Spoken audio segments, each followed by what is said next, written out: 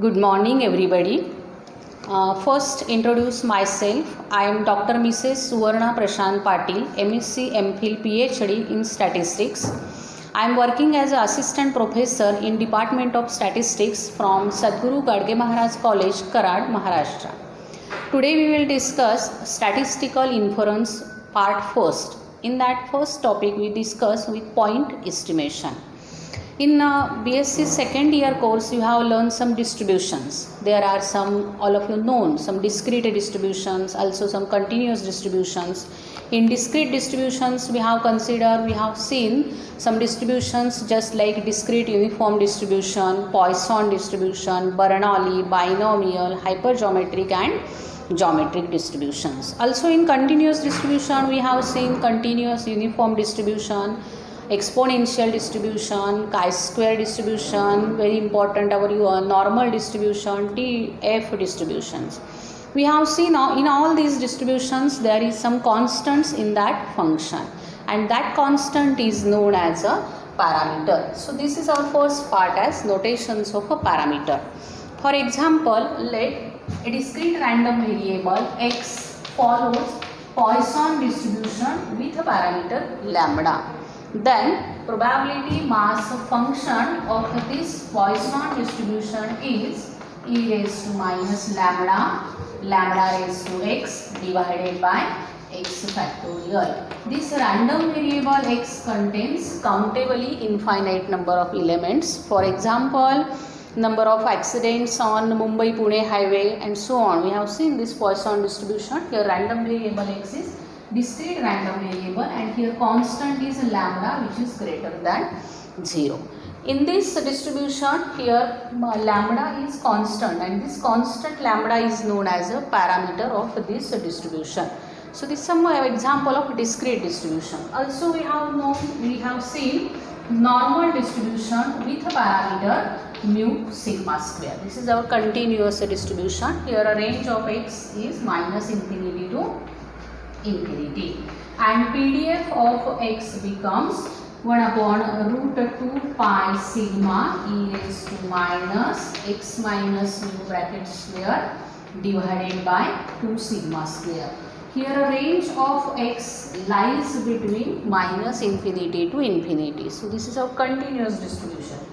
Also range of mu is minus infinity to infinity, and sigma is greater than 0. This is continuous distribution. Here two parameters are there, mu and sigma square. Here there are two constants which are known as a parameters in this distribution, and this x is a random variable. So this is about parameters. Okay. The next concept we start with a parameter space. Okay. Parameter space is denoted by this letter. Parameter space is a set of range set of parameters. Okay. So in Poisson distribution, here lambda is our parameter, and range set of lambda is greater than 0. So this is our parameter space. Means in Poisson distribution, we write parameter space as, which is denoted by this symbol. Here parameter is lambda, and the range of lambda is 0 to infinity.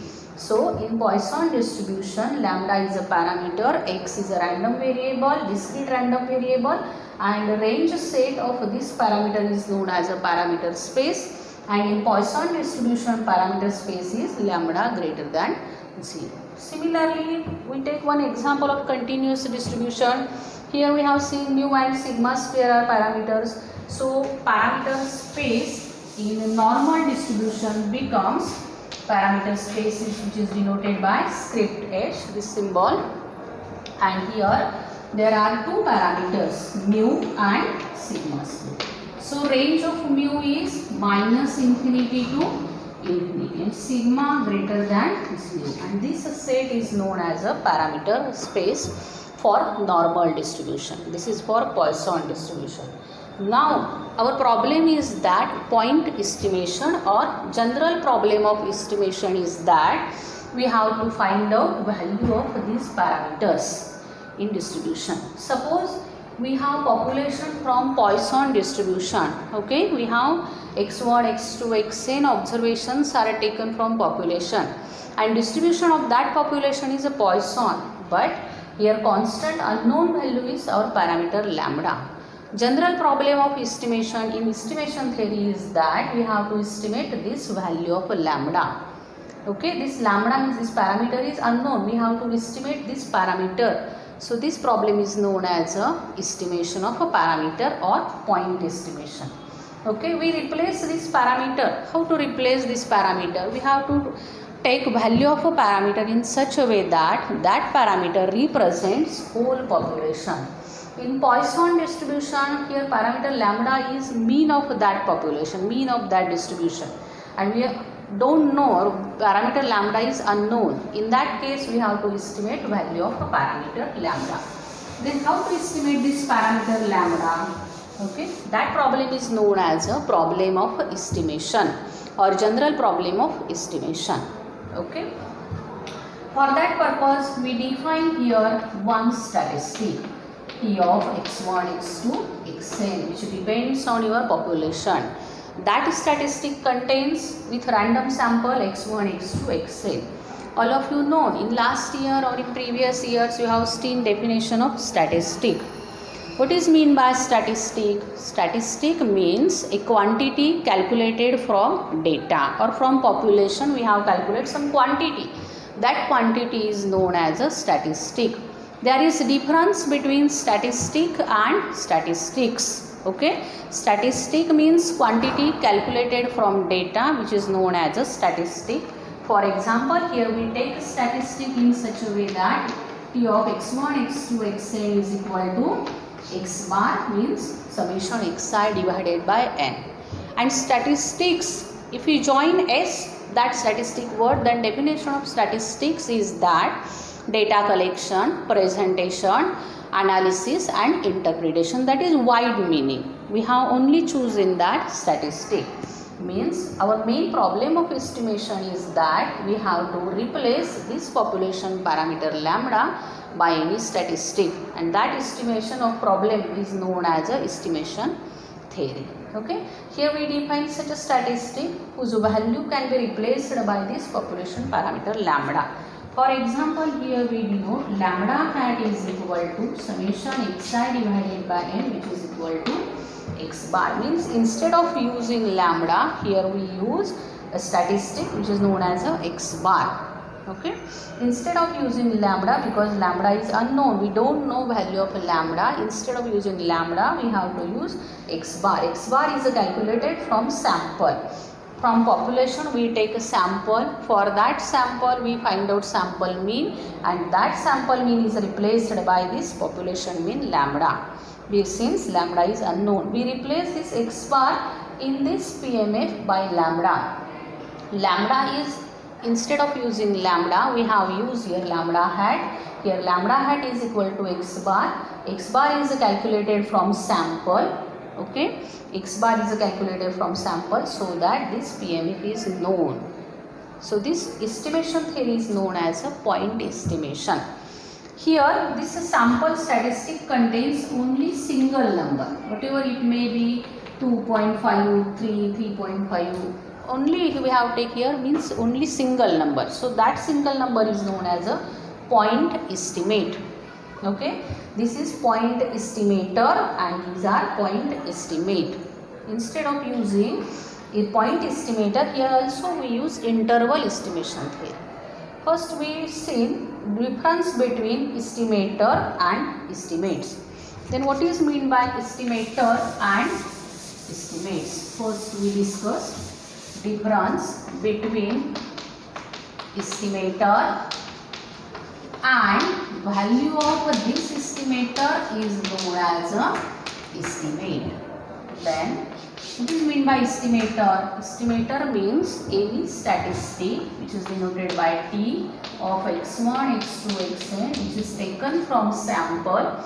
That statistic is known as a estimator. For example, x bar is an estimator and value of that estimator, suppose it is 2.4, then that value is known as a estimate.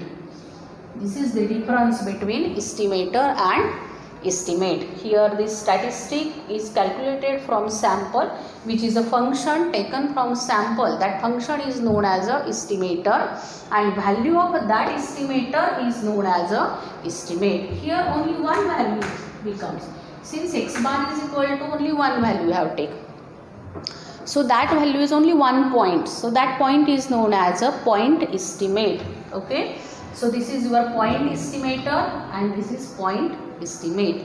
And this estimation theory is known as a point estimation theory. Suppose instead of taking point estimate, if we have take interval, instead of taking only one statistic, if we take two statistics, for example, T1 of x1, x2, xn, and another statistic we take here, T2 of x1, x2, so on up to xn. Then we have find out interval, and that interval is known as a interval estimation theory. Means our parameter lies in between this interval with high probability. Okay, there are we have take interval. Suppose we have what interval here. Our parameter lies between 2 to 4. Our parameter may be 2.4, it may be 2.3, 2.9, 3.999, 3.2, 3.4, whatever may be value lies between 2 to 4. Means we have get wide separation of that value instead of taking only single value. Okay, single value is point estimate, and if we take interval, then it is known as a interval estimate.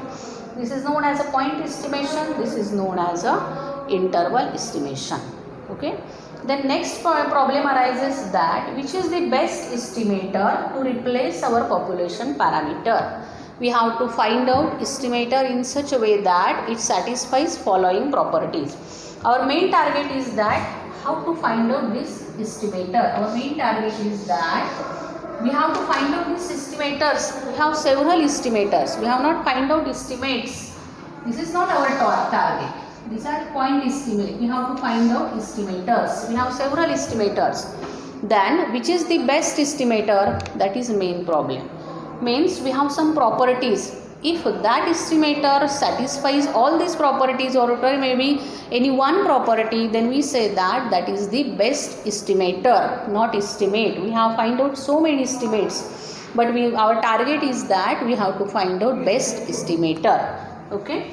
Then what are the properties of best estimators? There are certain properties. First one is that unbiasedness. Unbiasedness. Second property is that sufficiency. Third one is efficiency. These are some properties of estimators. For that we have find out best estimator. Next property is that consistency. Okay, these are some properties. By using this property we have find out best estimator. In that today we will discuss with first property, unbiasedness. Means our estimator is how to find out estimator such that it satisfies these properties. If our estimator satisfies these properties, then that is the best estimator, which is replaced by population parameter when population parameters are unknown. Since our estimator is calculated from sample statistic. In that today we will discuss with first property, unbiasedness. Then what is mean by unbiasedness? First we discuss some definition. Suppose let T of x1, x2, so on xn is a random sample or is a statistic taken from sample. Then this statistic is said to be unbiased estimator. This statistic means our estimator. This estimator or this statistic is said to be unbiased estimator for unknown population parameter theta if expected value of this statistic is that population parameter theta. In that case our main example is that suppose let x1, x2, xn be random sample taken from any distribution whatever may be, it may be discrete or continuous, and theta is unknown population parameter. Okay, then we have find out replacement for this unknown population parameter theta. We find out statistic such that it is an unbiased estimator of theta, means expected value of that statistic is equal to theta. This is our main target. If expectation of t is equal to theta, then we say that this statistic is unbiased estimator for theta. Meaning is that if you take on an average this statistic, average or mean of this statistic, then we find out on an average mean of this statistic is theta. So this is a representative figure of this our unknown population parameter. Then how to find out unbiased estimators? There are several examples. In some distributions we have start with several examples how to find out unbiased estimators for unknown population parameter in next lecture. Thank you.